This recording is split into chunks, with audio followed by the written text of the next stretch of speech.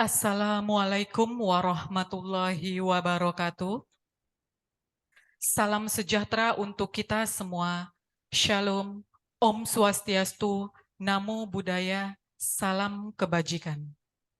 Yang mulia Wakil Ketua Pengadilan Tinggi Medan, Bapak Dr. Herdi Agusten, Sarjana Hukum Magister Humaniora. Yang terhormat Bapak Heri Sutanto, Sarjana Hukum Magister Hukum, Hakim Tinggi Pengadilan Tinggi Medan selaku narasumber pada hari ini. Yang terhormat Bapak Abdul Aziz, Sarjana Hukum Magister Hukum, Hakim Tinggi Pengadilan Tinggi Medan selaku moderator. Yang terhormat Hakim Tinggi dan Hakim Ad Hoc Pengadilan Tinggi Medan. Yang kami hormati pejabat struktural dan fungsional serta aparatur sipil negara Pengadilan Tinggi Medan yang hadir di ruangan ini, para ketua, wakil ketua, dan hakim tingkat pertama, pejabat struktural dan fungsional, serta seluruh aparatur peradilan sewilayah hukum Pengadilan Tinggi Medan yang saat ini menyaksikan secara daring melalui Zoom meeting. Puji serta syukur kita panjatkan kepada Tuhan Yang Maha Esa, Allah Subhanahu wa Ta'ala, karena atas berkat dan hidayahnya, kita masih diberikan kesempatan untuk berkumpul secara hybrid dalam kegiatan bimbingan teknis dan administrasi yudisial Pengadilan Tinggi Medan dan Pengadilan Negeri se-Sumatera Utara dengan topik tindak pidana psikotropika. Pada hari ini, Jumat 5 Mei 2023, bertempat di ruang sidang Cakra Pengadilan Tinggi Medan dan melalui Zoom meeting. Perkenankan saya Soci yang akan membawakan acara bimbingan teknis ini hingga akhir nanti. Senang sekali saya bisa menyapa Bapak dan Ibu secara langsung, baik yang hadir secara luring maupun secara daring. Acara ini selain dapat diikuti melalui Zoom meeting, juga akan ditayangkan melalui kanal YouTube Pengadilan Tinggi Medan. Baiklah, untuk mengawali rangkaian acara pada hari yang berbahagia ini, marilah kita menyanyikan lagu kebangsaan Indonesia Raya dan himne Mahkamah Agung Republik Indonesia. Hadirin dimohon berdiri.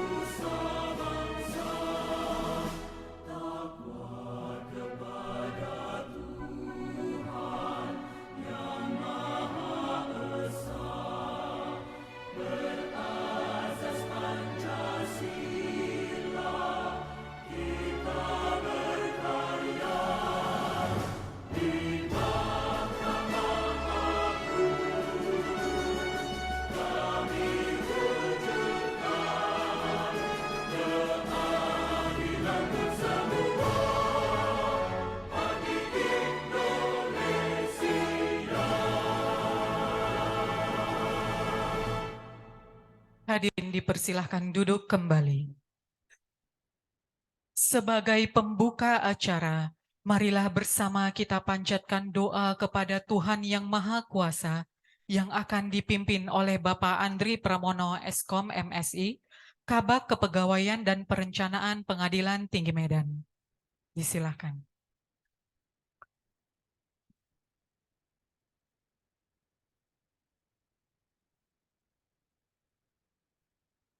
Assalamualaikum warahmatullahi wabarakatuh.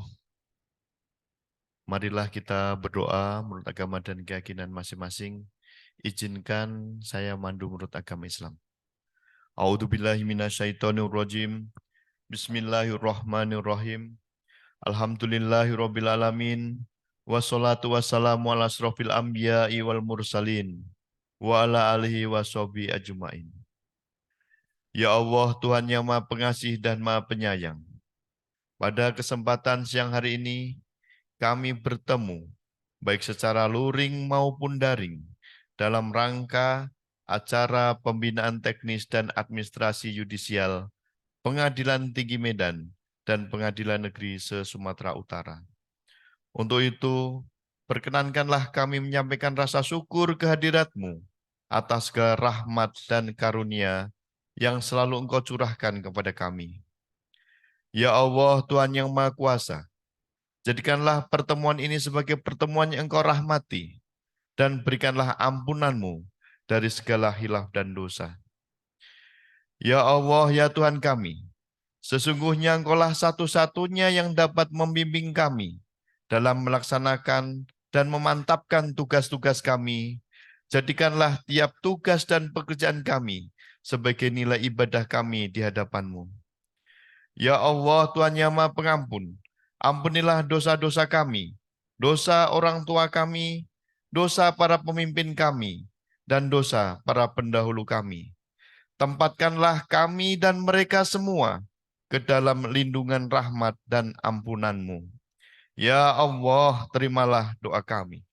Rabbana atina fid dunya hasanah wa fil akhirati hasanah wa qina adzabannar. Subhana rabbika rabbil izzati amma yasifun. Wassalamun ala mursalin walhamdulillahi rabbil alamin. Assalamualaikum warahmatullahi wabarakatuh.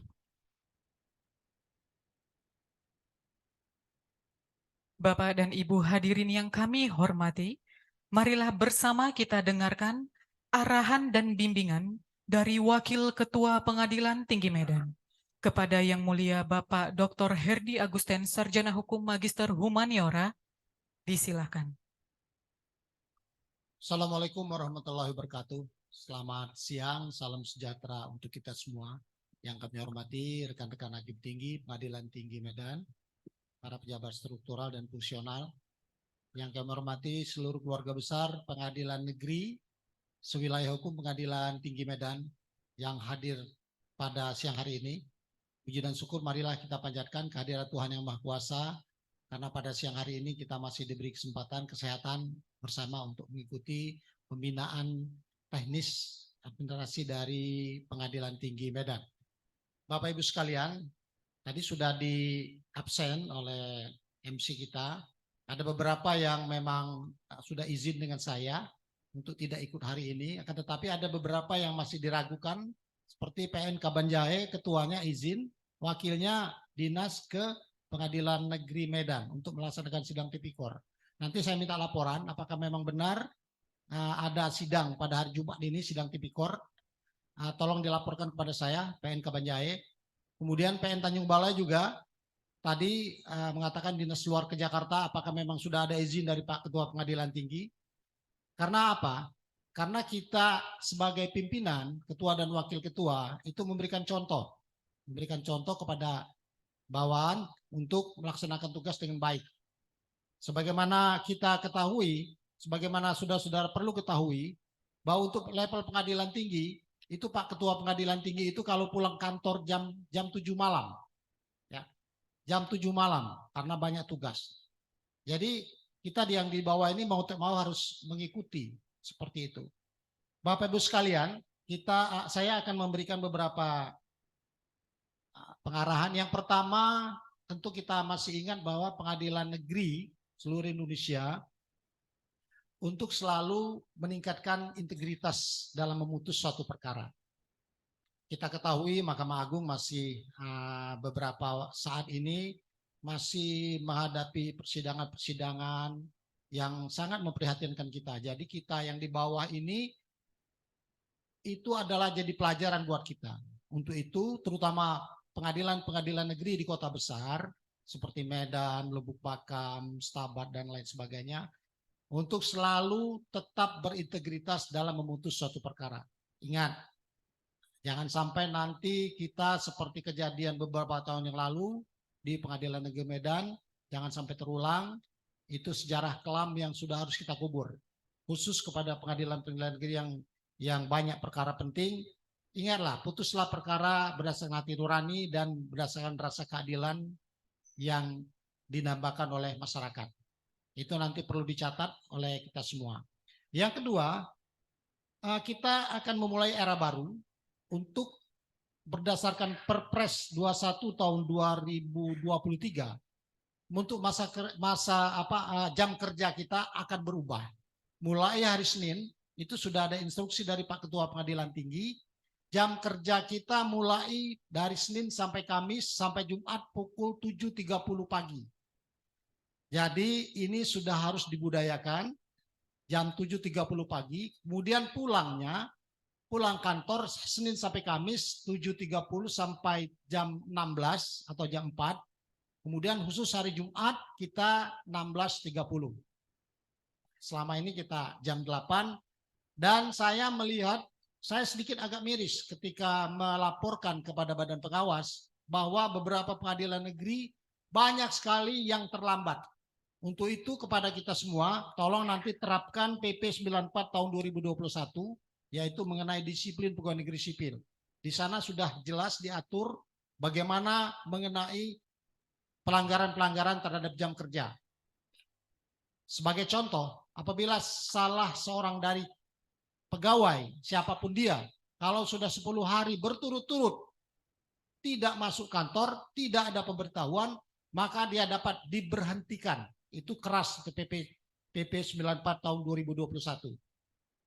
Kemudian Bapak Ibu sekalian, saya ingin memberitahu kepada pimpinan pengadilan negeri bahwa pengadilan tinggi sebagaimana juga pengadilan negeri sekarang sedang meningkatkan kinerja masing-masing. Pengadilan tinggi sekarang dituntut untuk menyelesaikan perkara dengan cepat. Saya belajar dari pengadilan tinggi yang lain bahwa memutus perkara itu harus cepat. Bagaimana supaya cepat? Ini tergantung juga dari pengadilan pengaju. Sebagai contoh, ketika saudara-saudara di pengadilan negeri memutus suatu perkara, itu perkaranya banding, maka harus diperhatikan, ini saya contoh dari Pengadilan Tinggi Semarang, bahwa ketika itu pada waktu memutus perkara atau pada waktu mengajukan banding itu, harus tegas disebutkan bahwa memori banding itu sesegera mungkin diserahkan kepada pengadilan negeri dan sesegera mungkin berkas perkaranya dikirim ke pengadilan tinggi. Jadi mudah-mudahan kita tidak menerima lagi di sini memori-memori banding, kontra memori yang datang melalui pengadilan tinggi. Ini sangat menghambat kinerja kami pengadilan tinggi untuk memutus suatu perkara. Jadi pada waktu saudara memutus perkara, pada waktu banding, ditegaskan kepada para pihak, apakah itu kuasanya ataukah para pihak langsung, bahwa memori banding sesegera mungkin kalau mau mengajukan. Sesegera mungkin dan berkas perkara segera dikirim kepada pengadilan tinggi. Yang kedua, ketika saudara memutus perkara banding, tolong diberitahu kepada para hakim pengadilan negeri, tolong dipelajari ketentuan pasal 238 KUHP, bagian penjelasan. Bahwa apabila hukuman itu sudah sama dengan penahanan, maka mereka dilepaskan demi hukum. Bukan masa penahanannya habis, tapi masa pidananya kalau sudah sama dengan masa penahanan, maka dilepaskan demi hukum. Dan ini sangat riskan, sangat memungkinkan terjadinya pengaduan. Tolong diperhatikan betul kepada pengadilan negeri yang akan memutus perkara dengan putusan yang rendah-rendah. Dan yang kedua, kami beberapa waktu lalu sering mendapati pengadilan negeri memutus perkara main hari-hari. Ada 3 bulan 13 hari, ada 3 bulan berapa hari, 4 bulan berapa hari. Ini dihindari seminimal mungkin dihindari. Karena kalau terjadi sesuatu apa-apa, ini langsung akan diperiksa, memutus perkara main hari-hari seperti ini. Kemudian yang terakhir yang saya sampaikan bahwa COVID kita sekarang sedang masih naik. Tolong perhatikan protokol kesehatan, dan kepada pengadilan negeri yang masih belum ada yang melaksanakan vaksin booster, untuk melaksanakan vaksin booster tersebut demi meningkatkan kesehatan kita di masa yang akan datang. Saya kira demikian yang dapat kami sampaikan. Mohon maaf apabila ada yang tidak berkenan. Bila taufik wal hidayah. Wassalamualaikum warahmatullahi wabarakatuh. Selamat siang, salam sejahtera untuk kita semua. Terima kasih kepada Bapak Wakil Ketua Pengadilan Tinggi Medan. Kami persilahkan meninggalkan ruangan untuk melanjutkan aktivitasnya kembali.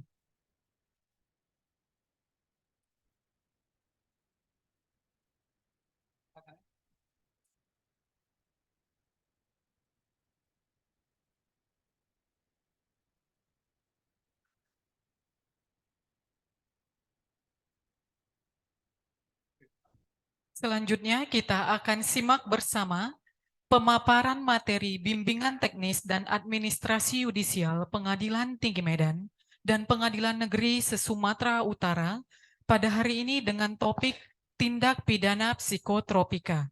Bersama kita sudah hadir narasumber yang sangat luar biasa, yakni Bapak Heri Sutanto, Sarjana Hukum Magister Hukum, Hakim Tinggi Pengadilan Tinggi Medan. Moderator Bapak Abdul Aziz, Sarjana Hukum Magister Hukum, Hakim Tinggi Pengadilan Tinggi Medan, dan notulis Ibu Masni Sigalingging, Sarjana Hukum Magister Hukum, Panitera Pengganti Pengadilan Tinggi Medan.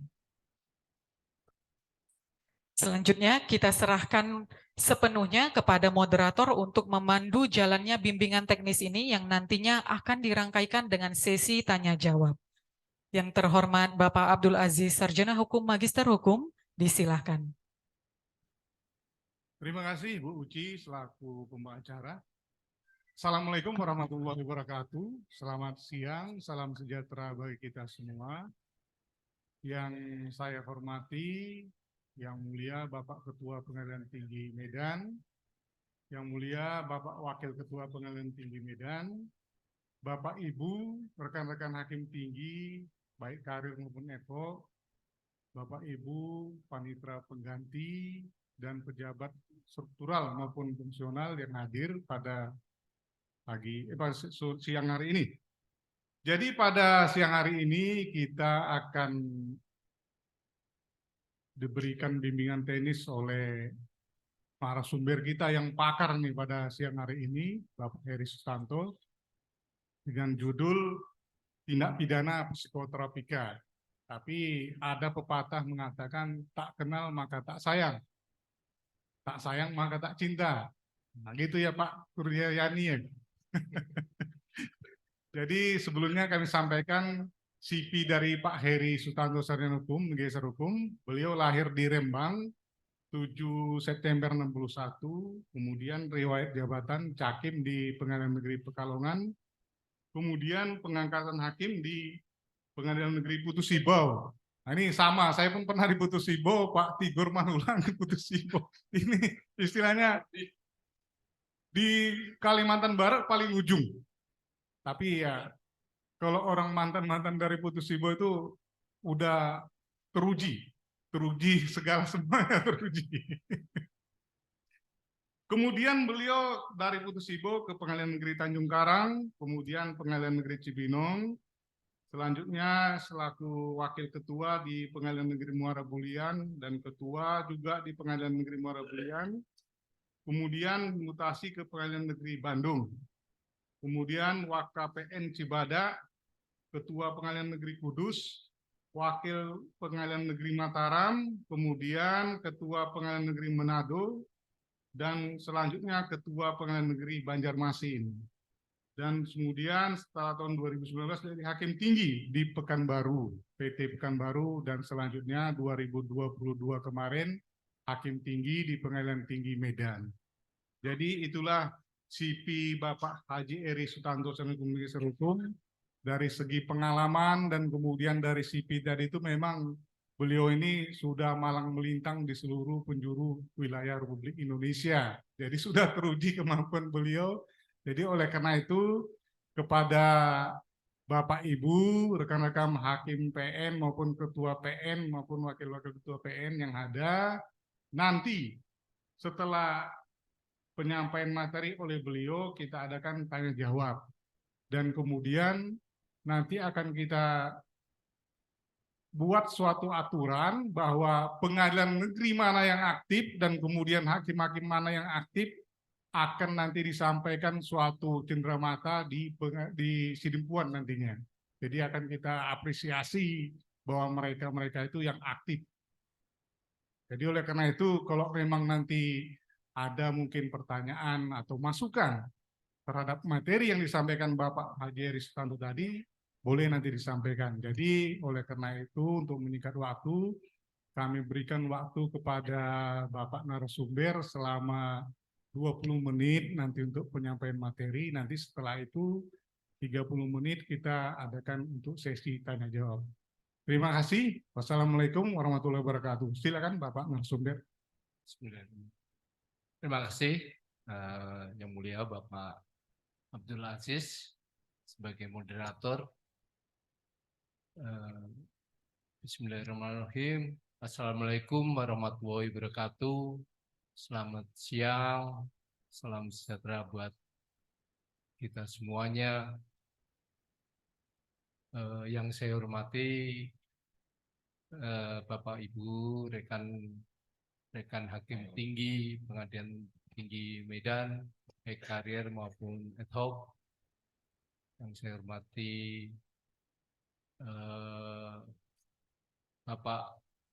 Bapak Panitera Pengganti atau pejabat fungsional dan struktural Pengadilan Tinggi Medan dan jajaran Pengadilan Tinggi Medan. Yang saya hormati Bapak-bapak dan Ibu-ibu Ketua Pengadilan Negeri dan Wakil Ketua Pengadilan Negeri dan rekan-rekan hakim Pengadilan Negeri sewilayah hukum Pengadilan Tinggi Medan beserta jajarannya.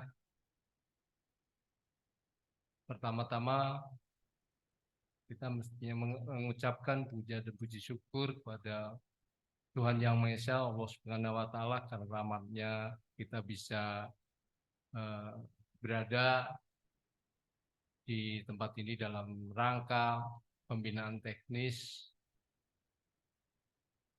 administrasi, dan yudisial Pengadilan Tinggi Medan.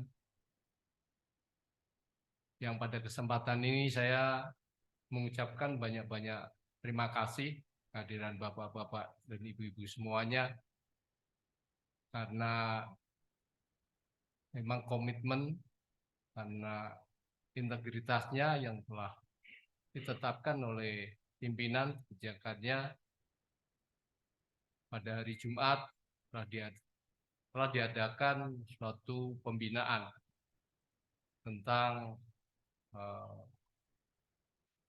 teknis-teknis yudisial yang perlu kita ketahui. Pada kesempatan ini saya diberi tugas oleh Yang Mulia Bapak Ketua Pengadilan Tinggi membicarakan tentang tindak pidana psikotropika. Pada kesempatan ini juga kita sampaikan bahwa tindak pidana psikotropika ini merupakan suatu tindak pidana yang sangat menarik yang perlu kita diskusikan dan kita paparkan dalam kesempatan ini, karena psikotropika atau narkoba ini menjadi pembicaraan atau menjadi topik kerjaan yang kita kita kerjakan setiap melakukan penerapan terhadap tindak pidana yang terjadi di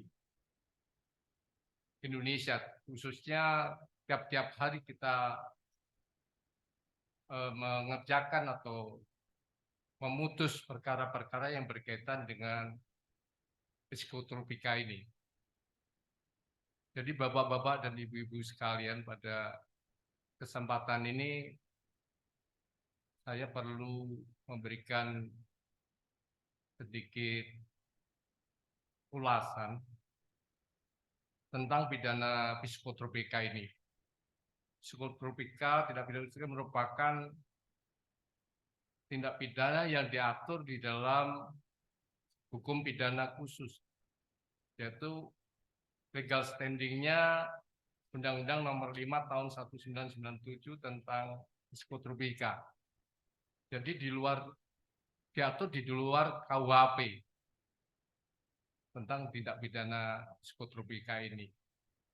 Akan tetapi aturan-aturan umumnya tetap mengacu pada KUHP itu sendiri selama tidak diatur di dalam Undang-Undang Nomor 5 Tahun 1997 tentang psikotropika.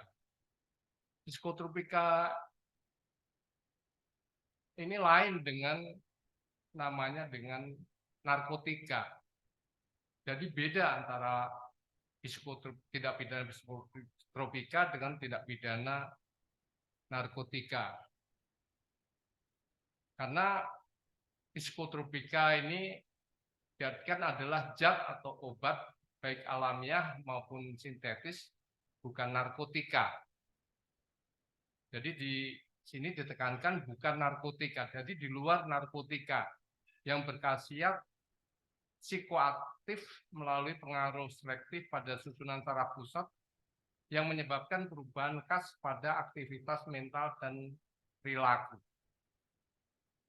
Jadi antara psikotropika dan narkotika ini memang jenisnya lain, ya, jenisnya lain, dan merupakan obat atau zat.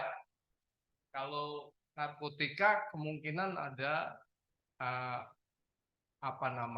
alamiahnya.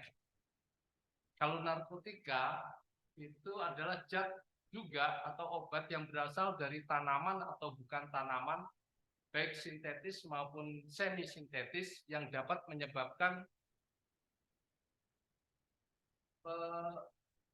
penurunan atau perubahan kesadaran, hilangnya rasa atau mengurangi sampai hilangnya rasa nyeri dan dapat menimbulkan ketergantungan.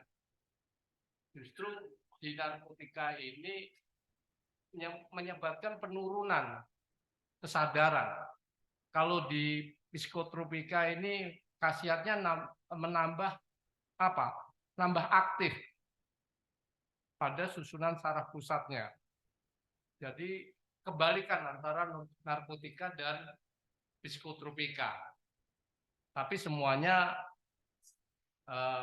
menimbulkan ketergantungan. Demikian ya yang perlu dipahami antara psikotropika dan narkotika.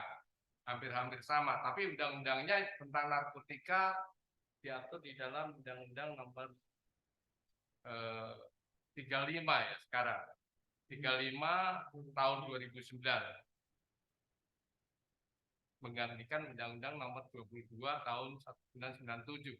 Sebetulnya pembuatan Undang-Undang psikotropika dan narkotika ini pada waktu yang lalu itu sangat bersamaan. Ya, tahunnya 97, sama-sama tahun 97. Terus diganti karena perkembangan kebutuhan, diganti dengan Undang-Undang Nomor 35. Di dalam Undang-Undang Nomor 35 ini sendiri tentang narkotika, ini mencabut beberapa pasal di dalam Undang-Undang Nomor 5 Tahun 1997 tentang psikotropika. Yaitu di dalam Undang-Undang Nomor 35 Tahun 2009 tentang narkotika menyebutkan bahwa dengan berlakunya undang-undang ini, Undang-Undang Nomor 22 Tahun 1997 tentang narkotika dan lampiran-lampirannya mengenai jenis psikotropika golongan 1 dan 2 sebagai tercantum dalam lampiran Undang-Undang Nomor 5 Tahun 1997 tentang psikotropika yang telah dipindahkan menjadi narkotika golongan 1 menurut undang-undang dicabut dan dinyatakan tidak berlaku. Jadi berdasarkan Undang-Undang Nomor 35 Tahun 2009 tersebut, bahwa jenis psikotropika golongan 1 dan golongan 2 dicabut dari Undang-Undang Nomor 5 Tahun 1997 dan dimasukkan di dalam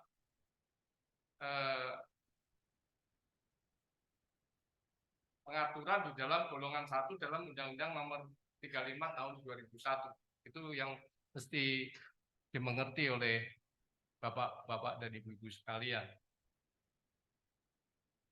Jadi narkotika dan psikotropika diatur ini karena satu, berdasarkan tujuan cita-cita bangsa mewujudkan masyarakat yang sejahtera, adil dan makmur, itu perlu diatur tentang undang-undang psikotropika ini, karena di dalamnya tergantung tujuan, yaitu memajukan sumber daya manusia yang dimana sumber daya manusia kita itu menjadi modal pembangunan nasional. Kalau sumber daya manusianya kita lemah atau derajat kesehatannya lemah atau rendah, akan membahayakan ketahanan dan keamanan dari negara-negara kita. Jadi perlu adanya pengaturan tentang obat dan pelayanan kesehatan, di mana dengan mengatur adanya peredaran obat dan pelayanan kesehatan, diharapkan ketersediaan dan pencegahan penyalahgunaan obat itu bisa diatasi dengan baik. Kalau tidak ada pengendalian, tindak pidana itu akan bertentangan dengan suatu konvensi internasional. Dengan adanya konvensi dan undang-undang itu pada waktu itu, dengan diundang-undang maka telah terjadi namanya kriminalisasi terhadap perbuatan-perbuatan yang diatur di dalam undang-undang tersebut. Karena begitu bahayanya tindak pidana psikotropika, maka perlu diatur dengan sebaik-baiknya berdasarkan perjanjian internasional juga, karena sifatnya sangat transnasional sifatnya dan multidimensial. Di mana pada waktu sekarang ini dengan adanya kemajuan teknologi, kemajuan informasi, dan kemajuan transportasi, ini sangat membahayakan kalau tidak diatur dengan suatu undang-undang. Di mana kejahatan narkotika ini sangat menarik, ya, dan pada saat ini sangat meresahkan baik negara maupun masyarakat. Kejahatan narkotika merupakan kejahatan yang sangat membawa banyak korban, terutama generasi muda, di mana kehidupan generasi muda ya kalau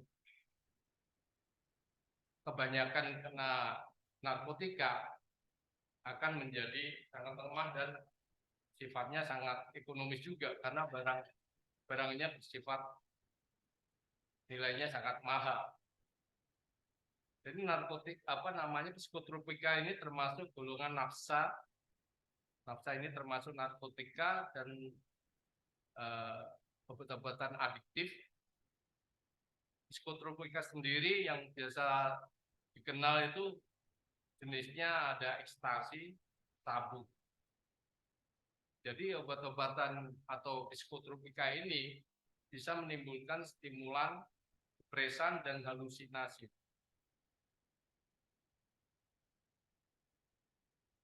Jadi pada kesempatan ini juga di dalam tadi sudah kita sampaikan tentang psikotropika, juga tujuan undang-undang psikotropika sendiri. Tadi sudah disampaikan juga tujuannya menjamin ketersediaan psikotropika guna kepentingan pelayanan kesehatan dan ilmu pengetahuan, B. mencegah terjadinya penyalahgunaan psikotropika, C. memberantas peredaran gelap psikotropika. Sedangkan psikotropika diperbolehkan hanya dapat digunakan untuk kepentingan pelayanan kesehatan dan atau ilmu pengetahuan. Peredaran psikotropika harus melalui suatu perizinan, di mana peredaran itu terdiri dari penyaluran dan penyerahan psikotropika yang berupa obat hanya dapat diedarkan setelah terdapat pada departemen yang bertanggung jawab di bidang kesehatan. Juga psikotropika bisa untuk rehabilitasi bagi pengguna psikotropika yang menderita sindrom ketergantungan dilaksanakan pada fasilitas rehabilitasi yang diselenggarakan oleh pemerintah dan masyarakat. Jadi rehabilitasi sudah ada, pemerintah telah menyediakan tempat-tempat rehabilitasi. Nah, ini tentang kewenangan penyidikan. Yang ramai tentang masalah psikotropika ini tentang barang bukti. Yang kemarin lagi rame-ramenya di media massa tentang bagaimana tentang barang bukti. Jadi pemusnahan barang bukti ada ketentuannya dan dibuat suatu berita acara, dan kewenangan-kewenangan itu dilakukan oleh penyidik atau BNN dengan cara melakukan teknik penyidikan penyerahan yang diawasi dan teknik pembelian terselubung. Kemarin ada itu di TV, ada teknik pembelian terselubung atau penyerahan yang diawasi. Penyerahan diawasi mungkin untuk menjebak gitu mungkin. Juga kewenangannya membuka atau memeriksa setiap barang kiriman melalui pos, ini menjadi kewenangan penyidik juga. Kalau alat-alat penghubung lainnya yang diduga mempunyai hubungan dengan perkara yang menyangkut psikotropika yang sedang dalam penyidikan. Jadi kewenangannya diluas para penegak hukum dalam rangka mengendalikan tindak pidana psikotropika. Juga melakukan penyadapan telah dilakukan oleh aparat penegak hukum karena begitu bahayanya tindak pidana psikotropika ini dalam masyarakat kita. Samping itu juga melakukan pemeriksaan atas kebenaran laporan surat keterangan tentang tindak pidana di bidang psikotropika, melakukan pemeriksaan terhadap orang yang juga melakukan tindak psikotropika, meminta keterangan dan bahan bukti dari orang atau badan hukum yang tindak pidana di bidang psikotropika. Banyak ini, banyak kewenangannya yang dilakukan penyidik. Biarpun banyak sekali kewenangannya, tapi masalahnya tindak pidana psikotropika atau narkotika dan lainnya ini tidak selesai-selesai. Jadi selama saya menjadi hakim, menangani narkotika di tempat-tempat itu perkaranya hampir 70% itu narkotika. Di mana-mana. Jadi kalau kita lihat dari fakta yang di lapangan itu, tindak pidana narkotika ini sudah merajalela atau sudah sampai ke daerah-daerah, sudah ke penjuru daerah-daerah kita, sudah masuk ke daerah-daerah terpencil. Jadi bagaimana kita ini sudah melakukan tindakan atau pemidanaan pun tidak cukup mempan, cukup menjadikan efek jera bagi pelaku-pelaku tindak pidana narkotika itu sendiri. Jadi ketentuan-ketentuan pidana yang diatur di dalam tindak pidana psikotropika ini diatur sebetulnya cukup berat ancamannya, karena di sana diatur tentang pidana minimum dan maksimumnya. Jadi minimumnya ada 4 tahun, paling maksimumnya 15 tahun. Itu di ketentuan pasal 59. Itu pun tidak membuat efek jera bagi pelaku-pelaku tindak pidana psikotropika. Jadi sarana penal dan pidana yang diterapkan di negara kita ini dengan kerasnya itu tidak membuat pelaku-pelaku tindak pidana narkotika itu jera. Sampai sekarang ini di rutan penghuninya semuanya, hampir semuanya ya, 70% atau apa itu terlibat dalam tindak pidana narkotika dan psikotropika dan obat-obatan. Bagaimana caranya kita dengan penjatuhan pidana kita? Kadang-kadang pihak dari aparat penegak hukum yang lain itu kadang-kadang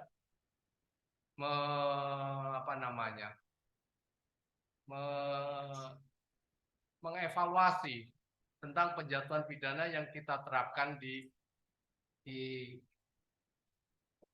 tempat kita. Jadi penjatuhan pidana dianggap terlalu berat, sehingga rutan itu penuh dengan pelaku-pelaku tindak pidana narkotika. Padahal kita sudah melakukan suatu tindakan atau suatu penjatuhan pidana yang sangat terukur, yaitu berdasarkan kebijakan politik atau kebijakan hukum politik ya, politik hukum tentang penjatuhan pidana itu sendiri. Sudah dipakai minimum, maksimum, masih dikasih kumulasi pemidanaannya. Itu merupakan sanksi yang menurut saya sudah sangat keras dan sangat sangat berat lah. Tapi bagaimanapun nggak selesai-selesai sampai sekarang. Sampai aparat penegak hukum pun terlibat di dalam peredaran gelap narkotika itu sendiri. Nah, ini yang nanti kita mesti perlu diskusikan mungkin ya. Kalau menurut pandangan saya sih penjatuhan pidananya itu kita sudah cukup keras, ya, cukup adil gitu. Tapi biarpun bagaimana, mungkin ada 1-2 dalam penjatuhan pidana itu ada disparitas, itu hal yang biasa. Karena disparitas itu menjadi faktor dari hukum itu sendiri. Di samping di luar hukum itu sendiri juga diri hakim itu sendiri, wawasannya bagaimana, tentang pengetahuannya, tentang pemahamannya. Memang disparitas pasti ada di dalam penjatuhan pidana kita. Tapi setidak-tidaknya kita sebagai hakim telah menjatuhkan putusan yang sudah ditetapkan oleh politik hukum kita berdasarkan undang-undang yang ada.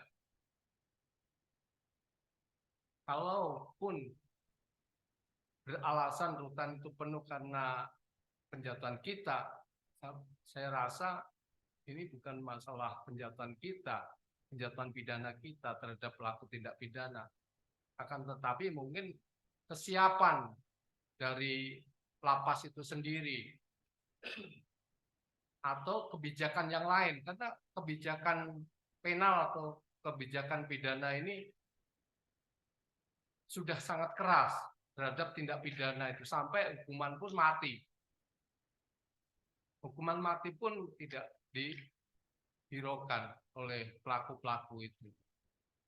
Ya karena semuanya mungkin ada faktor ekonomi atau faktor terorganisasi. Itu memang perlu pendekatan, kalau menurut saya sih perlu pendekatan secara bukan hanya secara penal aja, pidana aja, nggak akan selesai-selesai kalau itu. Karena gimana kalau kita lihat faktanya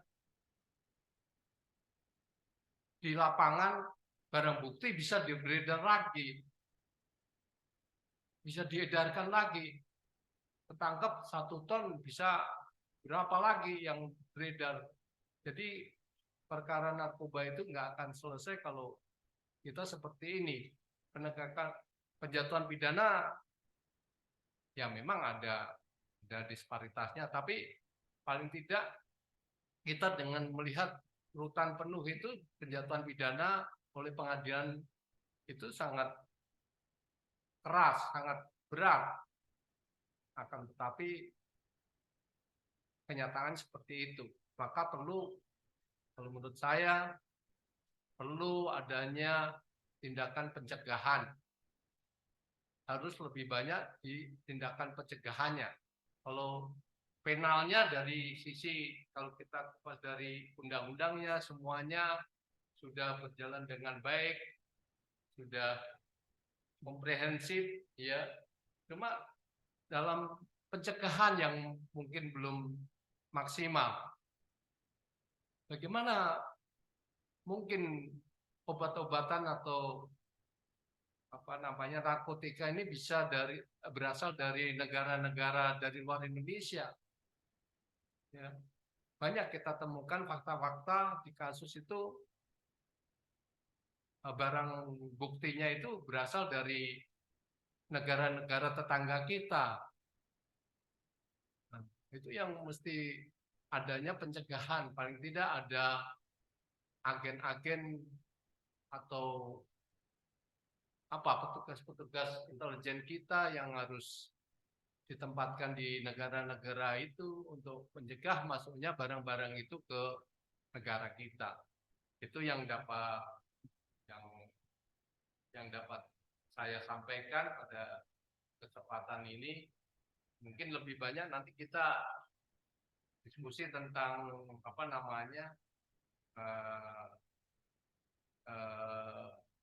tindak pidana psikotropika ini. Kita adakan diskusi, Pak Tisya. Kita adakan sharing pendapat, mungkin bagaimana mengatasi segalanya. Kalau lihat dari tugas-tugas pokok kita dalam penjatuhan pidana maupun perlakuan terhadap pelaku atau penyalahguna narkoba ini sudah cukup baik diatur oleh peraturan. Kita juga membuat SEMA, ya maksudnya SEMA nomor 4 tahun 2010 ya, 2010 tentang penempatan pelaku ya, penyalahguna narkotika atau penyalahguna narkotika. Itu juga diatur oleh SEMA nomor 4 tahun 2010. Di mana kalau lihat dari SEMA ini sifatnya ada restoratif justice-nya. Karena penyelesaian dengan merehab itu tidak dengan secara penal itu merupakan jalan yang lebih bagus buat pelaku-pelaku tindak pidana psikotropika. Di mana di sana di SEMA itu sudah diatur tentang penyalahguna narkotika. Jadi berdasarkan SEMA itu memang mengacu ke barang bukti yang ditemukan, yang disampaikan di persidangan. Jadi mengacu di sana bagaimana kita menerapkan terhadap penyalahgunaan narkotika atau pemakai narkotika itu. Sudah diatur semuanya yang kita bisa jadi acuan menerapkan pasal di dalam penyalahgunaan narkotika atau korban dari narkotika itu sendiri. Itu sudah cukup ya, saya pikir untuk sementara itu yang bisa saya sampaikan. Terima kasih, waktunya saya serahkan ke moderator untuk kita bisa diskusi. Terima kasih, kita berikan aplaus kepada narasumber kita. Jadi pada intinya bahwa psikotropika itu memang berbeda dengan narkotika, di mana psikotropika adalah obat baik alamiah maupun sintetis, bukan narkotika yang berkhasiat psikoaktif melalui pengaruh selektif pada susunan saraf pusat menyebabkan perubahan khas pada aktivitas mental dan perilaku. Jadi ada perubahan dari saraf pusat itu terhadap mental dan perilaku. Sedangkan narkotika adalah obat yang berasal dari tanaman atau bukan tanaman, baik sintetis maupun semi-sintetis, yang dapat menyebabkan penurunan atau perubahan kesadaran, hilangnya rasa, mengurangi sampai menghilangkan rasa nyeri, dan dapat menimbulkan ketergantungan yang dibedakan ke dalam golongan-golongan. Itu dari narkotika. Kemudian, tujuan pengaturan psikotropika itu adalah untuk menjamin ketersediaan guna pelayanan kesehatan, kemudian mencegah terjadinya penyalahgunaan psikotropika, dan kemudian memberantas peredaran gelap dari psikotropika tersebut. Pada intinya psikotropika itu ada untuk digunakan untuk ilmu pengetahuan dan kesehatan, dan kemudian ada pengaturan mengenai tindak pidana dari penyidik, kemudian pemusnahan barang bukti, kemudian ancaman pidana yang diatur dari pasal 59 dan seterusnya sampai pasal 60, di mana minimal ancamannya 4 tahun, paling lama 15 tahun, dan denda sedikitnya 150 juta dan paling banyak 750 juta. Dan kemudian apabila terjadi terorganisir adalah pidana mati seumur hidup atau pidana penjara 20 tahun dan denda 750 juta rupiah. Dan begitu pula di dalam apabila tergantung ada tersangkut dengan korporasi, maka korporasinya akan dikenakan pidana denda. Jadi itulah hal-hal yang disampaikan oleh narasumber tadi, dan kepada Bapak Ibu, baik Ketua Pengadilan Negeri, Wakil Ketua, dan para hakim dan aparatur, baik fungsional dan struktural di Pengadilan Negeri sewilayah Pengadilan Tinggi Medan, kami berikan waktu seluas-luasnya apabila ada pertanyaan ataupun masukan-masukan terhadap bimbingan teknis yang disampaikan narasumber tadi. Jadi kami persilakan kepada Bapak dan Ibu-Ibu semua, apabila ada pertanyaan maupun masukan-masukan dari inti bimbingan teknis tadi mengenai tindak pidana psikotropika. Silakan Bapak Ibu kalau memang ada yang mau bertanya atau masukan. PN Binjai, silakan dari PN Binjai. Apa masukannya atau pertanyaannya? Baik, Assalamualaikum warahmatullahi wabarakatuh. Terima kasih atas kesempatan yang diberikan kepada kami. Nama kami Yusmadi S.A. Imam dari Pengadilan Negeri Binjai. Agak pelan-pelan Bapak, biar supaya agak jelas suaranya, atau mungkin agak mendengung ya. Baik Pak, kami dari Pengadilan Negeri Binjai. Terima kasih atas kesempatan yang diberikan kepada kami. Ketika kita melihat pasal 101 ayat 1 dan ayat 2 Undang-Undang Nomor 35 Tahun 2009, di ayat 1-nya narkotika. Ini aja Bapak, Kalau bisa pakai WA aja, WA biar ke Pak Chandra biar tertulis saja. Nggak bisa Pak, suaranya mendengung. Equalizernya direndahkan sedikit gitu. Ekonya. Ya, direndah. Bapak bisa mendengar suara kami dari dirinya, Pak? Nggak usah pakai Atau mic. nggak usah pakai mic coba. Bapak bisa mendengar suara kami dari dirinya, Pak? Tes, dicoba Pak, suara kami dari dirinya. Apakah Bapak bisa mendengar kami? Agak Pakai WA. mendengung dia, agak mendengung suaranya. Kurang jelas jadinya apa pertanyaan. Atau di WA aja, nanti bisa masuk. Intinya apa di WA aja nanti. Kita sudah maksimal, karena dari ini kami tanyakan kepada Bapak.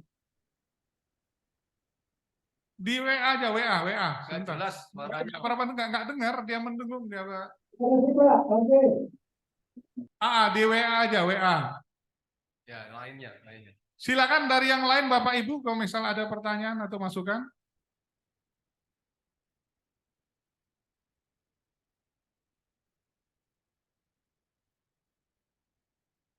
Ini kalau nggak ada pertanyaan kami yang bertanya nanti. Ini ada Pak Kurniayani di sini, pakarnya. Nanti beliau yang bertanya. Udah masuk sampai sini. Yang lain mungkin dari PN yang lain. Sudah paham semua mungkin ya dalam penanganannya, penjatuhan pidana dengan penerapannya bagaimana. Cukup jelas ya undang-undangnya kelihatannya ya. Bapak Ibu, Pengadilan Negeri. Sudah tidak ada kesulitan di daerah-daerah itu, Bu, Bapak.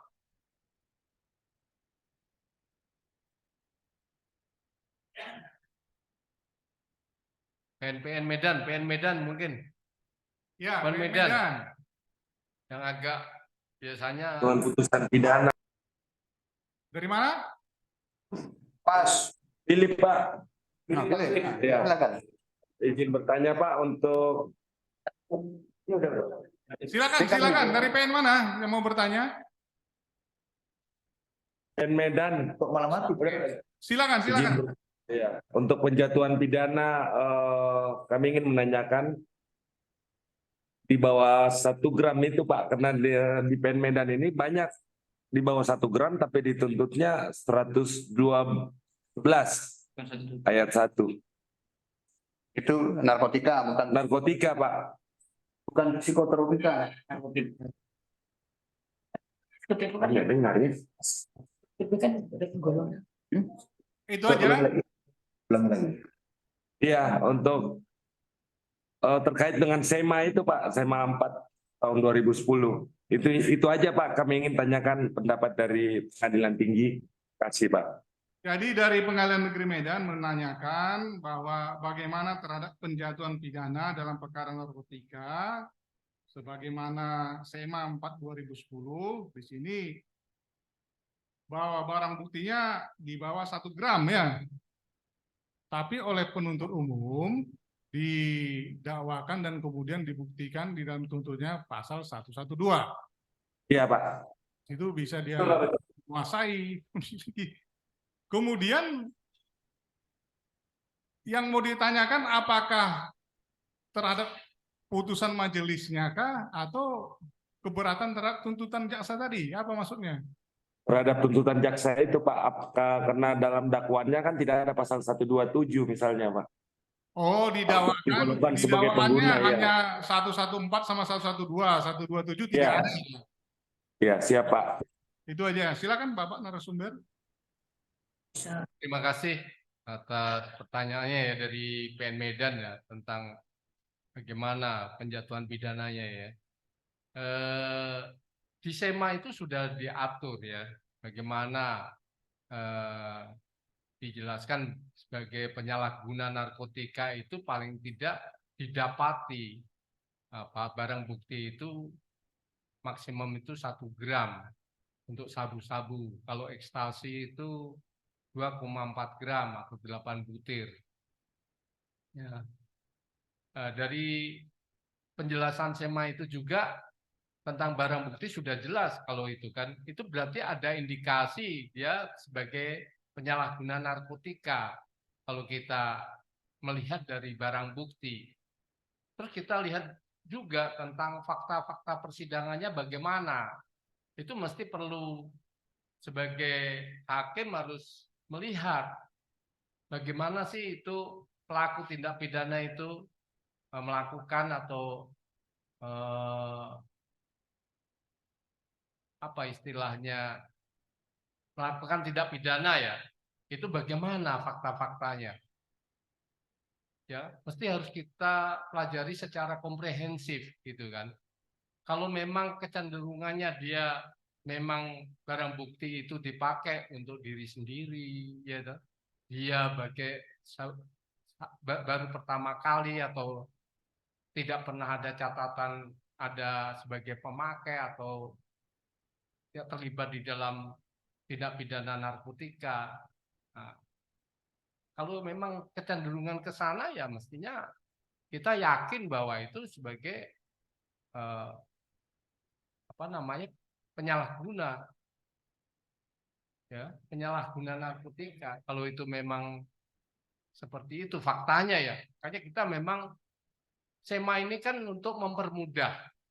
SEMA ini kan kalau pandangan saya ini kan untuk mengisi kekosongan hukum. Bagaimana menjembatani antara pasal 112 sama pasal 127 supaya tidak ada kebingungan lagi di lapangan. Mestinya begitu. Tidak ada kebingungan terhadap aparat penegak hukum dalam penerapan pasal-pasal itu terhadap pelaku tindak pidana. Karena kalau kita melihat dari pasal-pasal yang ada di dalam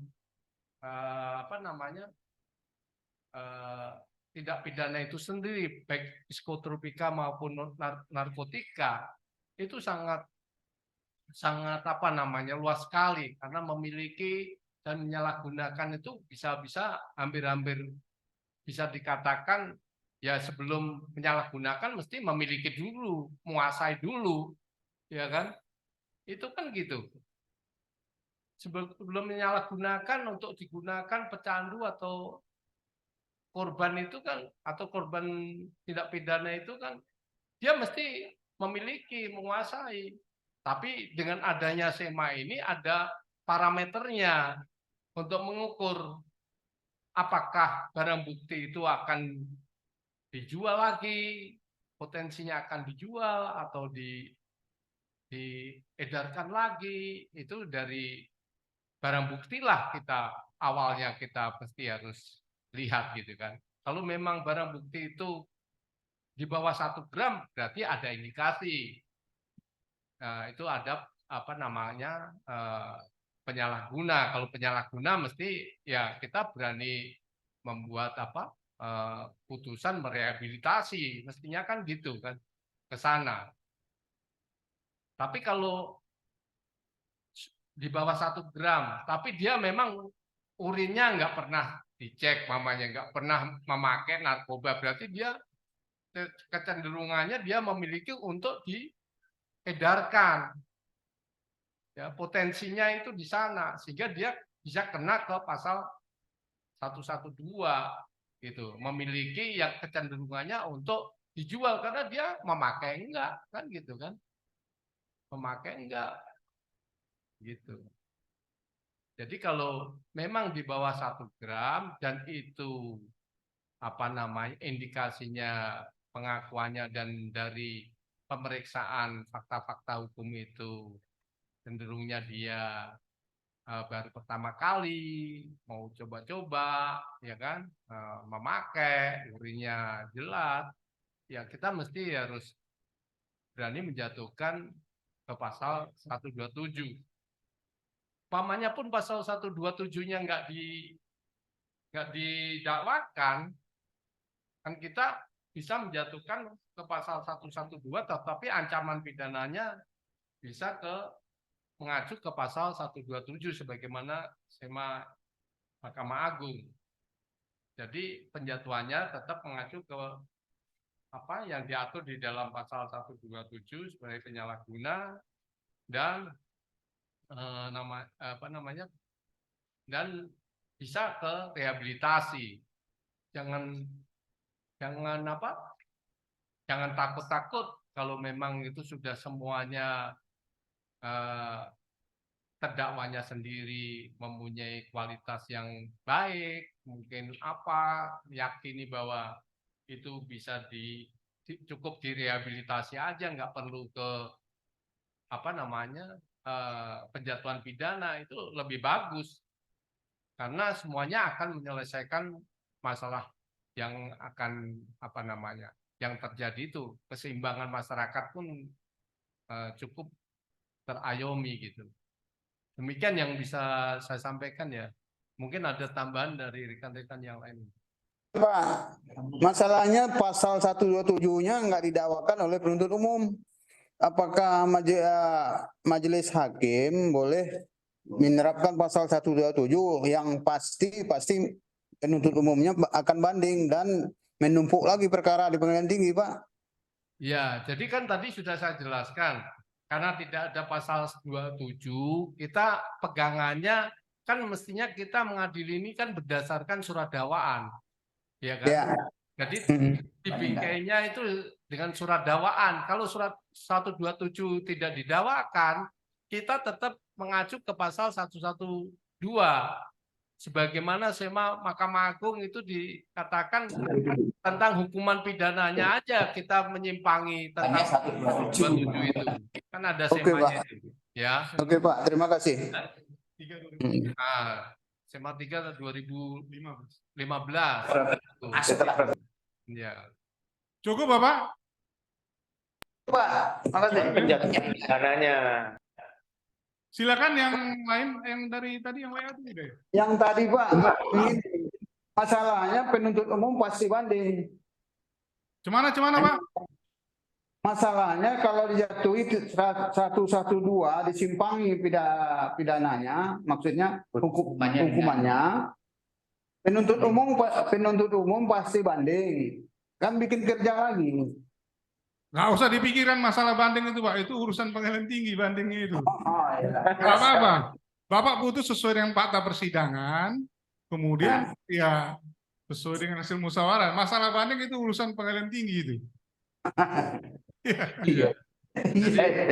Jadi masalah urusan kewenangan masing-masing Pak.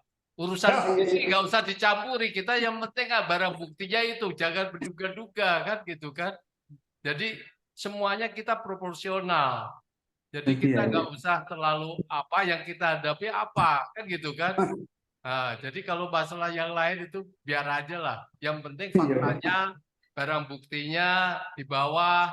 Nggak usah curiga itu nanti dipotong polisi atau penyidik, penuntut umum disimpan, nggak usah seperti itu. Kita yang dihadapkan di persidangan barang bukti ya, itulah yang kita adili, ya kan? Nah, jadi semuanya seperti itu. Kalau sudah dimusnahkan, ada nggak berita acara? Bapak cek itu, nanti nggak betul itu berita acara pemusnahannya atau kan gitu kan? Nah, banyak kejadian sekarang harus dicek lagi itu tentang barang bukti itu yang diserahkan di persidangan. Tapi kita pahami pemusnahan barang bukti harus ada berita acaranya, dihadiri oleh yang berkompeten. Itu yang mesti perlu Bapak ketahui di dalam persidangan. Kalau memang hanya diserahkan cuma berapa dari yang disisihkan ya, kalau Bapak nggak yakin belum dimusnahkan nggak usah dipertimbangkan. Yang di persidangan aja yang dipertimbangkan kan. Tapi sudah diteliti semuanya. Kalau sudah dimusnahkan ya semuanya itu menjadi kewajiban Bapak untuk memusnahkan barang bukti semuanya di samping yang disisihkan. Demikian bisa saya jelaskan. Terima kasih Bapak ya. Ini ada pertanyaan dari Pak Yusmadi yang Pengadilan Negeri Binjai tadi. Yang intinya beliau menanyakan menyangkut dengan pasal 101 ayat 1 Undang-Undang 35 tahun 2009 menyangkut dengan barang bukti. dan hasilnya dirampas untuk negara. Fakta di persidangan bahwa itu adalah milik pihak ketiga. Apakah hakim boleh mengembalikan barang bukti tersebut pada saat putusan dibacakan? Kemudian pada ayat 2, dalam hal barang bukti yang dirampas sebagaimana dimaksud pada ayat 1 adalah milik pihak ketiga yang beritikat baik, pemilik dapat mengajukan keberatan terhadap perampasan tersebut kepada pengadilan dalam jangka waktu 14 hari setelah pengumuman putusan pengadilan negeri tingkat pertama. Pertanyaannya, keberatan tersebut sifatnya perdatakah atau pidana? Terima kasih Bapak narasumber. Itu Pak pertanyaannya. Jadi menyangkut keberatan itu apakah menyangkut perdata atau pidana? Ya, tentang barang bukti ya tadi ya. Jadi kalau barang bukti itu memang ada ya pemiliknya dan dia tidak tahu dipakai melakukan tindak pidana, ya kita kembalikan lah. Itu kan demi rasa keadilan kan. Kalau memang pemilik barang bukti itu datang, ya, pemilik barang bukti itu bisa menunjukkan kepemilikannya, dia hanya cuma sekedar menyewakan aja, tidak tahu kalau dipakai melakukan tindak pidana psikotropika atau narkotika, ya kita sebagai aparat penegak hukum atau hakim ini mestinya ya sesuai dengan rasa keadilan di dalam masyarakat, ya harus mengembalikan ya demi keadilan dan kemanusiaan itu sebetulnya kan. Gimana masa kita mau rampas, negara mau merampas miliknya warganya, padahal dia nggak ngerti. Gimana coba? Kan bapak-bapak dan ibu-ibu bisa mempertimbangkannya bagaimana gitu kan. Tapi kalau nggak jelas barang bukti itu nggak ada, pemiliknya nggak datang, ya kita rampas. Kan gitu. Nah, setelah kita rampas atau apa, kan tadi muncul pertanyaan kedua. Dia muncul mengajukan keberatan. Nah, bisa aja undang-undang kan ada sarana dan prasarananya untuk mengajukan keberatan terhadap apa putusan hakim itu, dengan menunjukkan semuanya. Tapi lewatnya itu mestinya, kalau sepengetahuan saya sih, itu bisa keberatan itu lewat perdata kalau nggak salah itu. Jadi lewat gugatan, menggugat kejaksaan, kan gitu kan? Nah, sebagai pihak, dengan menunjukkan segalanya, nanti diputus oleh pengadilan. Itu pernah kejadian di Pekanbaru kalau nggak salah itu. Ada barang bukti dirampas oleh putusan hakim, terus pihak pemiliknya mengajukan keberatan lewat gugatan perdata. Itu Pak yang bisa saya jelaskan. Itu Pak. Cukup Pak Yusmadi. Halo Pak. Halo Pak. Ada tambahan, bentar, ada tambahan dari Pak Silaban. Terima kasih Pak. Terima kasih. Ini pertanyaannya sangat bagus ya. Satu, ini yang berhubungan dengan narkotika, kalau nggak salah tadi pertanyaannya ini ya. Satu, masalah pengembalian barang bukti. Baru kedua adalah tentang masalah keberatan. Masalah keberatan pasal 10 berapa, saya lupa ya. 101 ya. Ya, kalau dari saya, tapi mohon kita rembuk ya. Kalau dari saya, memang di undang-undang itu, biar barang bukti itu dirampas untuk negara. Jadi nggak bisa dikembalikan, kecuali memang kita lihat itu bukan dijadikan sebagai barang bukti yang sah. Tapi kalau misalnya dia memenuhi kualifikasi barang bukti, maka itu dirampas untuk negara. Itu biasanya kayak mobil yang menjadi masalah itu, yang dipergunakan sebagai pengangkutan.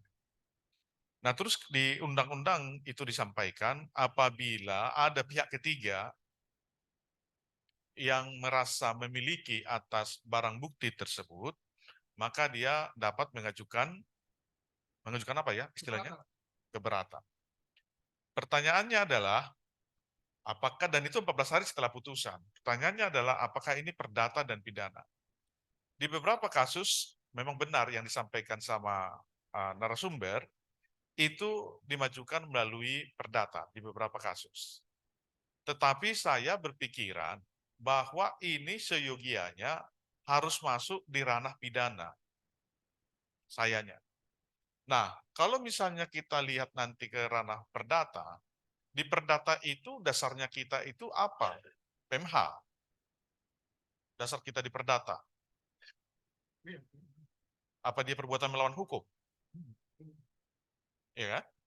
Nah, tetapi kalau misalnya apa itikat baik, beritikat baik, itu sudah dasar-dasar dan dalil-dalil di perdata tidak sama lagi dengan dalil-dalil untuk mengembalikan barang bukti tersebut.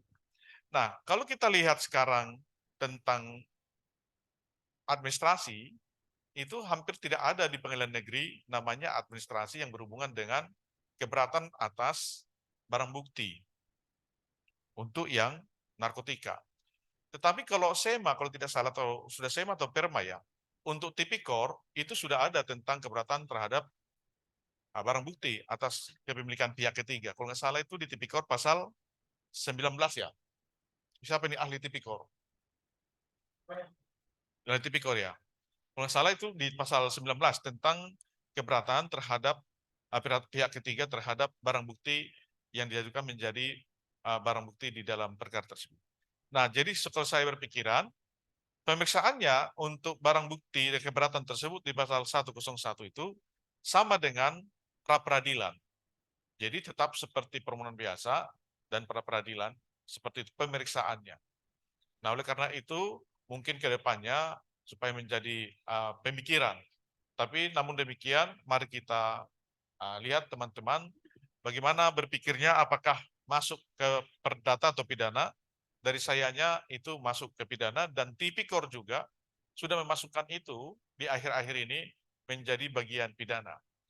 Di Palembang ini sudah saya jadikan satu kasus. Jadinya saya buatkan dengan beberapa diskusi, akhirnya kita buatkan melalui pidana, bukan melalui perdata untuk barang bukti tersebut atas keberatan pihak ketiga. Demikian mungkin dari saya sebagai mungkin tambahan, nanti mohon dari Bapak Ibu bisa merembut kembali. Terima kasih. Silakan, ada yang lain? Pak Sormin.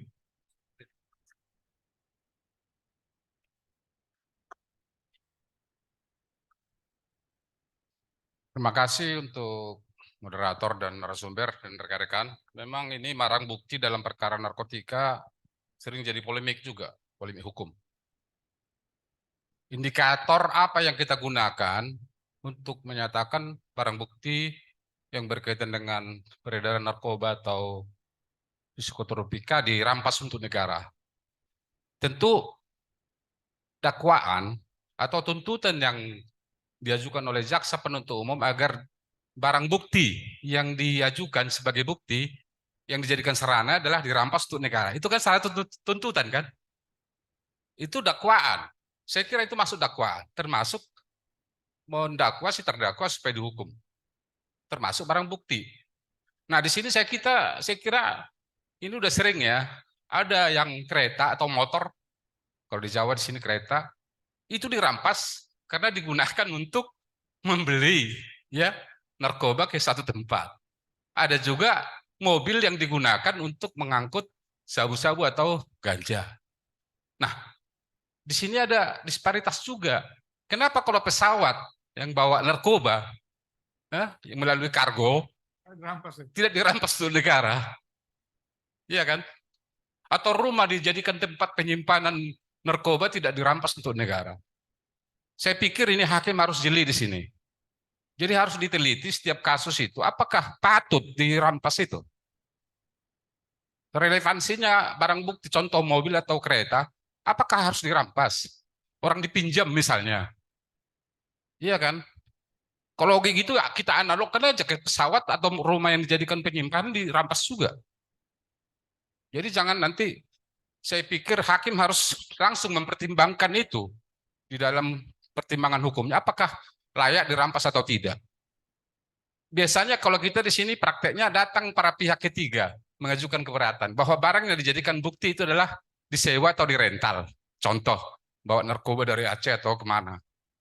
Kita kembalikan kan, pinjam pakai. Saya pernah di sini. Loh, orang di rental kok mobilnya tidak disengaja dia bahwa itu mobil dijadikan alat untuk mengangkut narkoba ke satu tempat. Nah, kita hakim, saran saya, tolong diteliti juga, dipertimbangkan. Bila penting nanti di dalam persidangan ditanya, itu statusnya barang bukti itu dari mana? Alat yang digunakan atau transportasi yang digunakan mengangkut narkoba itu dari mana? Siapa punya? Jadi diteliti juga pada saat sidang. Tidak hanya status perbuatan terdakwa doang. Itu saran saya. Kalau bisa hakim-hakim di PN yang langsung berhadapan dengan para pihak. Bagaimana nanti kalau tidak ada keberatan? Sampai ke banding. Baru tahu si pemiliknya ternyata mobilnya udah dirampas. Baru dia tahu. Tadi kembali ke apakah boleh digugat? Ya karena menyangkut hak memang. Di sini ada perpaduan antara pidana dengan perdata. Kalau di lalu lintas kan bisa digabungkan itu. Gugatan perdata dengan pidana. Apakah bisa dalam narkotika? Kalau masih dalam tahap proses persidangan. Digabungkan perkara gugatan perdatanya dalam perkara pidana. Nah, kalau sudah ingkrah, loh, gimana? Memang ada risiko juga. Saya kira gugatan perdata lagi. Yang digugat mungkin polisi atau jaksa. Hakim boleh nggak digugat? Ya nggak bisa kan? Nggak boleh digugat hakim karena tugasnya tidak bisa, ada aturannya. Berarti mungkin polisi atau jaksa mungkin. Yang saya pikir itu. Tapi saya pikir saran saya harap diperiksa di PN setiap barang bukti yang dijadikan alat apalagi dirampas tolong dipertimbangkan. Dibuat pertimbangan. Patut enggak? Supaya jangan menimbulkan kasihan dong masyarakat pinjam mobil, pinjam motor dipakai ngantar narkoba dirampas. Iya kan? Tidak adil. Saya pikir tidak adil lah. Saya kira ini dulu sementara, mungkin ada pertimbangan dari teman-teman. Terima kasih. Pak Kurniayani Darmono, silakan.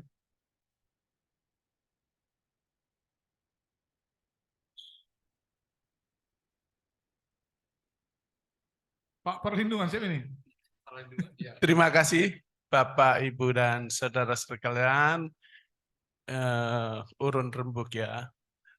Memperhatikan konstruksi undang-undang psikotropika maupun narkotika plus kebijaksanaan pemidanaannya harus dipikirkan. Ada 3 hal lahirnya undang-undang ini dan bagaimana penerapannya. Nomor 1, ya, undang-undang ini termasuk formulasi kebijakan pemidanaan menjamin tentang ketersediaan psikotropika maupun narkotika. Karena obat ini sesungguhnya sangat penting untuk ilmu pengetahuan dan kesehatan. Yang kedua, dipikirkan tentang penyalahgunaan daripada narkotika dan psikotropika. Yang ketiga, tentang peredaran gelap dari psikotropika maupun narkotika ini. Undang-undang ini ansih menyebutkan terhadap barang bukti yang digunakan untuk penyalahgunaan, peredaran gelap, itu harus dirampas untuk negara. Ya, itu ansih bunyi undang-undangnya. Nah, maksudnya apa? Supaya tidak terjadi penyalahgunaan ataupun peredaran gelap.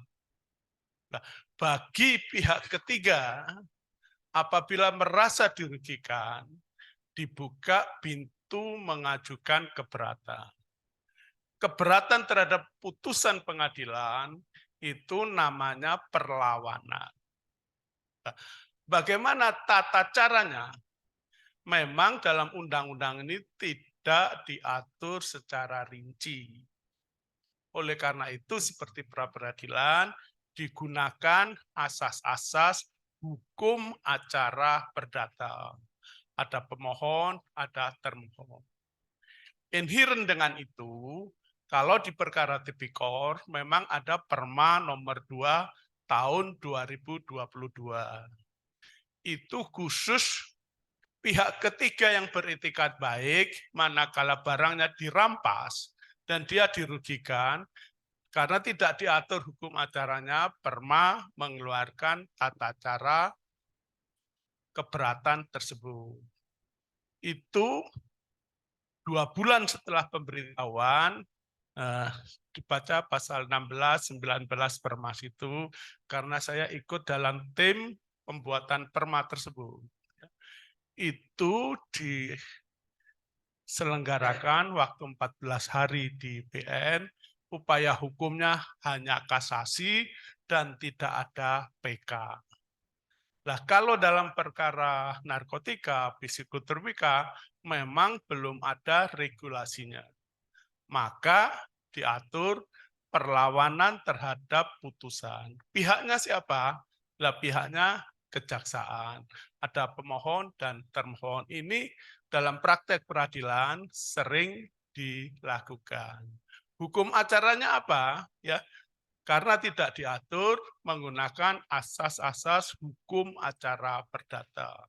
Waktunya bagaimana? Lah, supaya singkat mengacu pada perkara pra-peradilan, sehingga itulah yang dijadikan pedoman. Memang ya, hakim itu tidak sebagai corong undang-undang. Kalau ansih dalam fakta persidangan, memang barang buktinya milik pihak ketiga yang beretikat baik, dan itu digunakan sehari-hari, dan dia tidak tahu disalahgunakan, asal dipertimbangkan dengan cukup dan memadai, bisa saja undang-undang itu disimpangi. Bahkan kalau undang-undang itu tidak membawa keadilan, bisa tidak dipergunakan undang-undang itu. Nah, sekarang pilihan ada pada Bapak Ibu sebagai hakim. Mau aliran legisme, dorong undang-undang, atau hakim undang-undang hanya sewaktu acuan untuk menyelesaikan pokok permasalahan yang ada. Kesimpulannya, apakah masuk dalam ranah perdata atau pidana? Dalam pengadilan, pintu masuk suatu perkara itu memang gugatan dan pidana. Penomorannya dan sebagainya, sekali lagi, dianggap sebagai suatu perlawanan terhadap putusan pengadilan. Di registernya di mana? Dalam perkara perdata. Sehingga PLW begitu. Jadi karena di pidana itu tidak ada buku register perlawanan terhadap barang bukti tersebut. Sehingga masuk di registernya perlawanan dalam perkara perdata. Waktu efektivitasnya supaya singkat dan sebagainya digunakan asas-asas hukum acara perdata. Terima kasih. Kalau tipikor itu ada register tersendiri, keberatan terhadap situ, ya, masuk di pidana,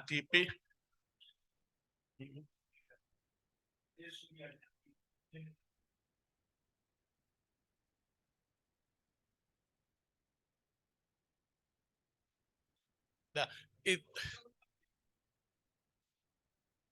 itu kan ada kode penomoran, Pak Cuma Bung. register nggak ada di register. Tipikor ada itu. Nanti di SIPP dan apa nggak tercatat kalau kita masukkan situ. Nah.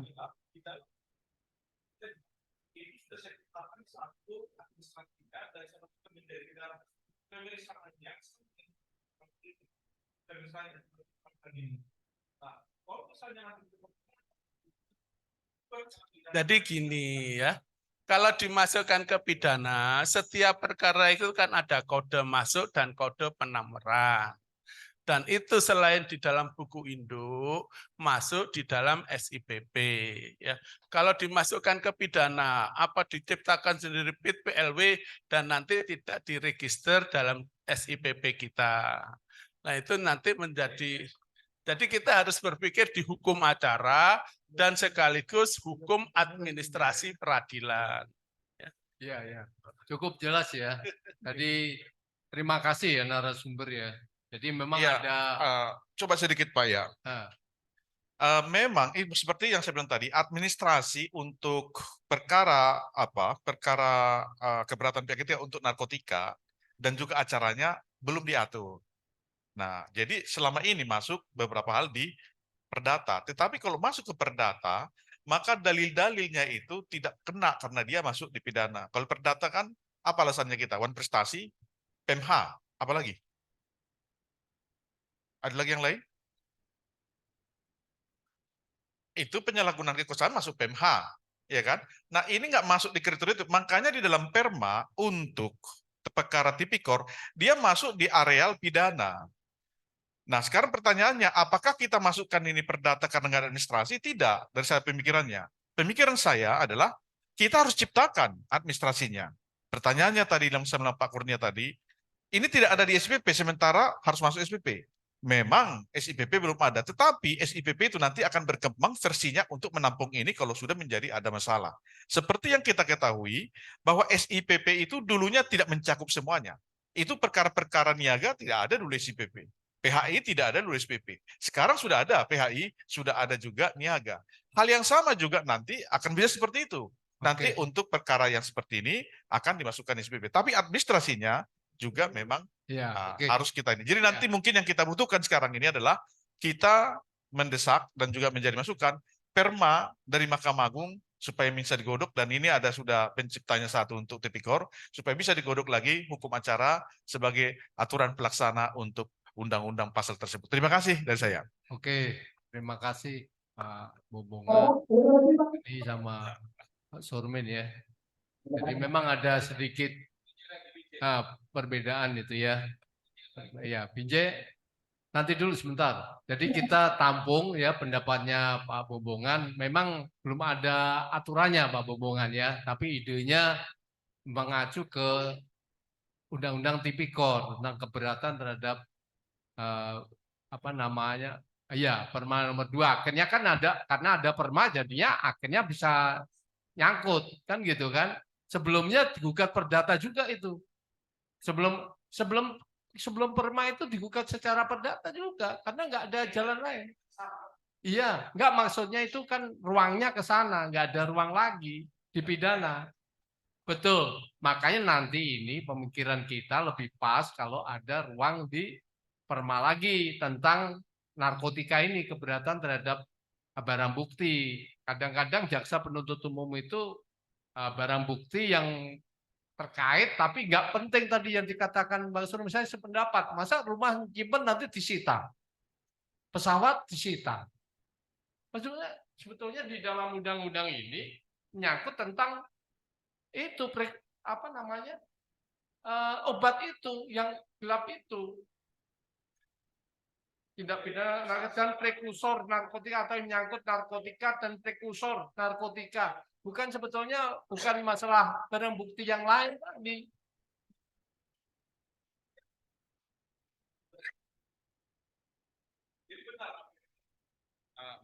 Benar apa yang disampaikan oleh Pak Sormin, tetapi itu sudah mulai dari ketua pengadilan. Dikala ada minta sita kepada ketua pengadilan, termasuk ke saya, itu kemarin itu bus, saya tolak. Karena ini adalah bus, tidak khusus dipergunakan untuk mengangkut narkotika. Sama seperti itu, sampaikan juga ke polisi, datang itu polisinya kantor. Lah, kalau nanti ada orang main judi di rumah, apakah rumahnya itu juga diangkut? Ya kan?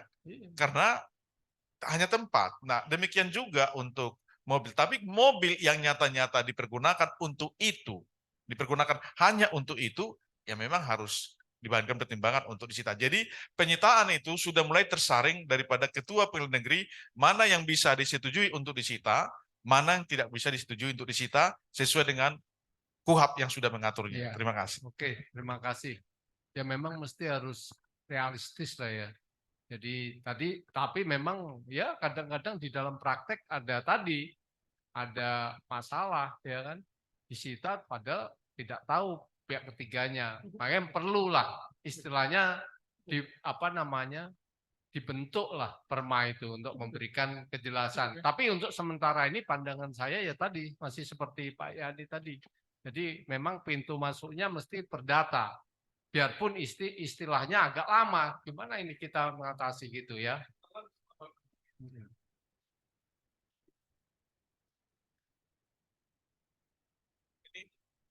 Kita coba masuk perdata ya. Kalau kita masukkan dia ke perdata, nah terus nggak dieksekusi oleh kejaksaan, terus apa namanya? Karena perdata kan berarti ada lagi eksekusi. Tapi kalau pra peradilan kan memerintahkan dia. Ya eksekusinya kan. Yang untuk apa tadi? Untuk yang tadi pidana atau perdata. Kalau perdata dia masuk perkara, ya kan? Untuk mengembalikan berarti kan harus ada upaya eksekusi itu nanti kalau nggak dilaksanakan oleh kejaksaan. Tapi kalau pidana kan memerintahkan. Masa dieksekusi untuk kejaksaan untuk apa? Kan jadi panjang dia kalau dia perdata. Makanya saya bilang, memang kamarnya itu tidak bisa diperdata. Lebih bagus kita harus menciptakan sesuatu administrasi daripada nanti masuk ke perdata. Kalau perdata nggak dilaksanakan kan eksekusi. Masa masuk lagi pendaftar eksekusi, masih unmanding lagi? Kan nggak mungkin. Iya, untuk kan? sementara ini, Pak. Tapi kalau misalnya dari pidana, langsung perintah dia. Bisa. Iya, kalau itu lebih enak harus gitu. dijalankan langsung efektif. Lebih enak gitu memang. Iya, dan memang di Tipikor sudah ada aturannya, sudah seperti itu. Tahu kita. Oke, terima kasih. Makanya itu sudah tahu kita enak gitu. Ini kan karena belum ada permanya ini ya, mesti harus gimana kita kekosongan hukum di dalam undang-undang ini, pembentuk undang-undang menyatakan pengadilan keberatan diajukan ke pengadilan aja, penjelasannya nggak jelas. Jadi memang ini diskusi ini menarik ya, ada pandangan tadi sudah kita cukup jelas. Nah, semuanya makanya nanti hati-hati rekan-rekan hakim di pengadilan negeri ya, ketua, Pak Ketua, Bu Ketua itu dalam menetapkan penyitaan itu harus dipikirkan hati-hati itu, nanti tahu-tahu rumahnya disita atau apa, kan repot itu nanti ya. Demikian yang bisa ini ya. Mungkin ada yang lain. Jadi gini aja, saya pikir karena waktu juga yang sudah membatasi kita. Jadi kami selaku moderator karena waktu sudah habis dan jam sudah menunjukkan jam 3 lewat dari 45 menit, maka kami mengucapkan terima kasih kepada Bapak Ibu, rekan-rekan hakim tinggi baik Arief maupun ad hoc, Bapak Ibu Ketua Pengadilan Negeri, Wakil Ketua, Hakim, dan para panitera dan pejabat struktural dan fungsional yang telah mengikuti acara ini. Dan selanjutnya kami mengucapkan apabila ada kata-kata atau yang salah, mohon dimaafkan, dan kita beri aplaus kepada narasumber kita. Terima kasih, kami serahkan kepada Ibu pembawa acara. Terima kasih kita ucapkan kepada Bapak Heri Sutanto, Sarjana Hukum Magister Hukum, dan Bapak Abdul Aziz, Sarjana Hukum Magister Hukum yang telah memandu sesi pemaparan materi dan sesi tanya jawab dengan sangat baik. Baik Bapak dan Ibu, marilah bersama kita menyanyikan lagu Bagimu Negeri sebagai tanda berakhirnya kegiatan ini. Hadirin dimohon berdiri.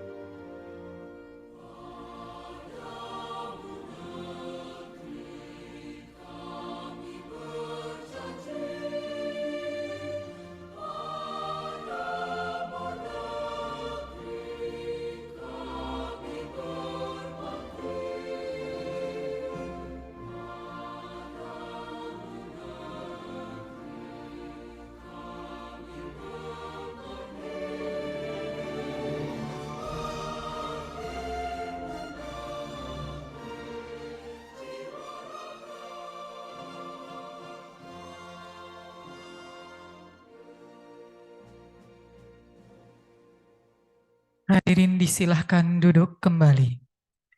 Tidak terasa kita sudah berada di penghujung acara. Kami sampaikan terima kasih yang sebesar-besarnya atas kehadiran Bapak dan Ibu. Mudah-mudahan acara ini nantinya menambah kompetensi bagi kita semua. Saya Soci selaku pembawa acara pamit undur diri. Sampai jumpa pada kesempatan berikutnya. Terima kasih. Wassalamualaikum warahmatullahi wabarakatuh.